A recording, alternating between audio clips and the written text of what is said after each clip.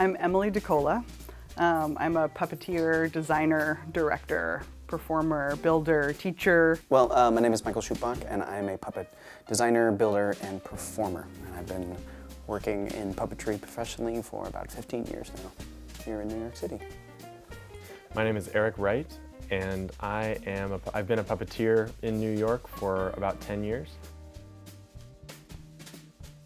Emily DeCola and I met in 2003 in a puppetry workshop at Sarah Lawrence College. I was just graduating from Sarah Lawrence and helping Dan Herlin, who's the puppetry professor there, teach a summer workshop called Puppet Central. And Emily was a participant. We had been in different studios prior to moving in here, and one of which was in a basement of a bar in Tribeca, and it became infested with bats. When that happened, Eric and I were partnering, co-designing a production of Animal Farm, the puppet musical, for a theater company that was in residence in this building. And that's how we came to be in this space. Emily and I had been working together at a place provided by Shoshama, and Eric and Emily had met up at Sarah Lawrence. And we started sharing the space and realizing that while we liked working in the same room with each other, we could do a lot more if we teamed up.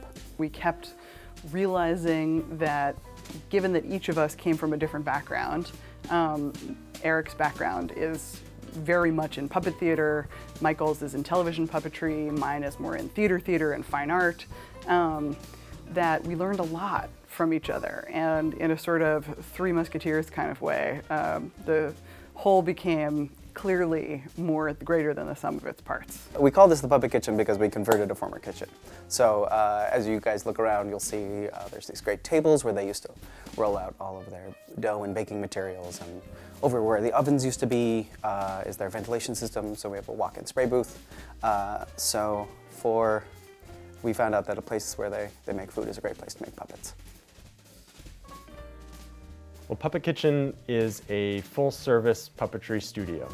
We design, we build, we perform, we direct, and we teach puppets and puppetry for productions of all different types. We do a lot of stage productions. We do a lot of film, TV, and web content stuff. We try to be a one-stop shop for anything puppetry. So it makes it really easy for our clients to come in and say, I need puppets, but I don't either know what I need, or what it looks like, or how it's supposed to move, or how it fits into this production as a whole.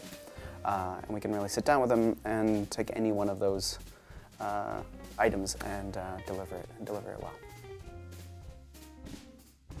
I mean, I think the thing that the quality that makes puppetry unique is that we as performers enter into a kind of contract with our audiences.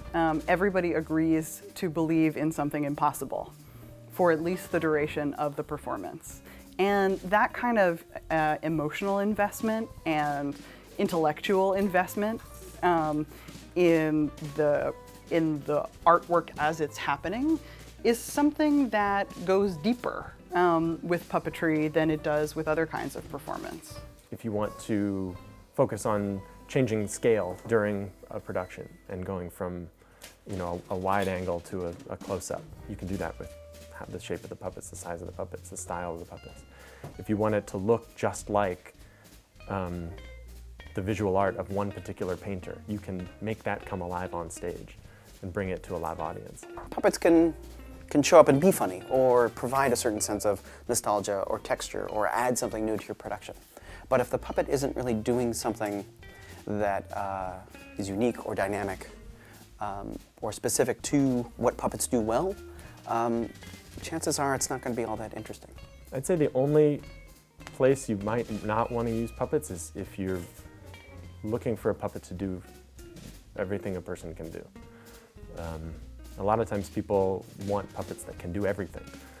And what they mean is that everything that a person can do, they can walk and talk, and they can move around, and they can run and jump and turn somersaults and that sort of thing.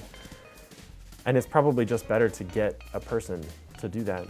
The person knows how to use their bodies more quickly than a puppet does, and puppets are built to do one specific thing I'd really focus your attention on one idea or a couple of ideas.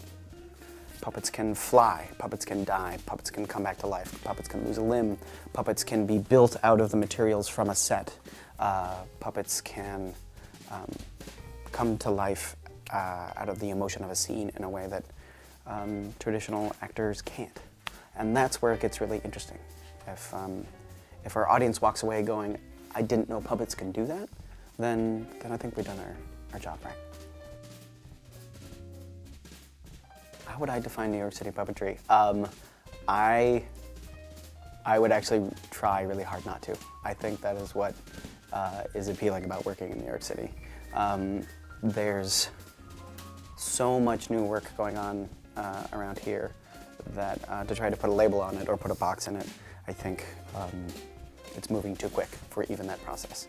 It's a real crucible for new things, for new looks, for new ideas, and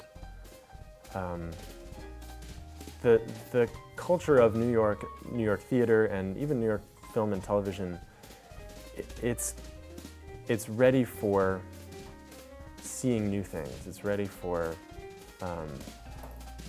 taking chances, and there's so many opportunities for, I guess, like entry level. Like you don't necessarily have to put on a huge production in order to get the audience, in order to get the funding. You can do something. You can do small scale experiments, and those are the the puppetry cabarets and the puppet slams. The thing that distinguishes the puppet culture here in New York City, I think, is not so much a stylistic consideration as an interpersonal one. There's an incredible collaborative ethos. Here, people from all different I think that is exemplified in the way that Eric and Michael and I have begun working together. People from lots of different disciplines are working in an art form which has a small but rapidly expanding place in the greater culture.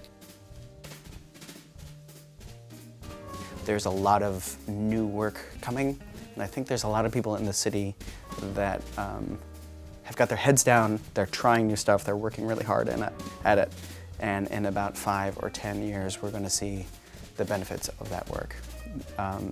There will be the new Julie Taymors, and the new Handsprings, and the people who are setting the stage now are inspiring the people who are getting ready to set the stage.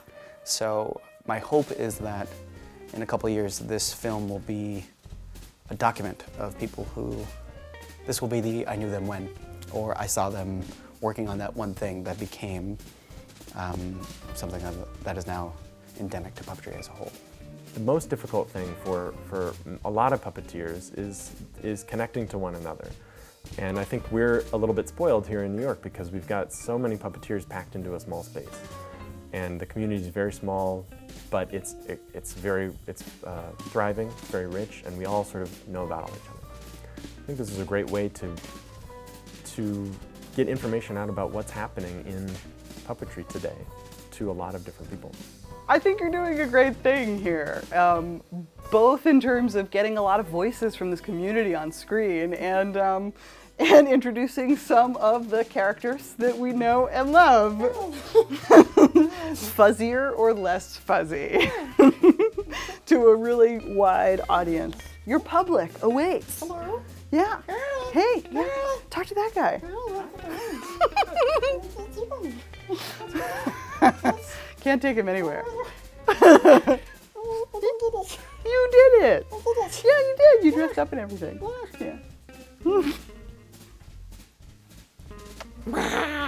Lucky kid.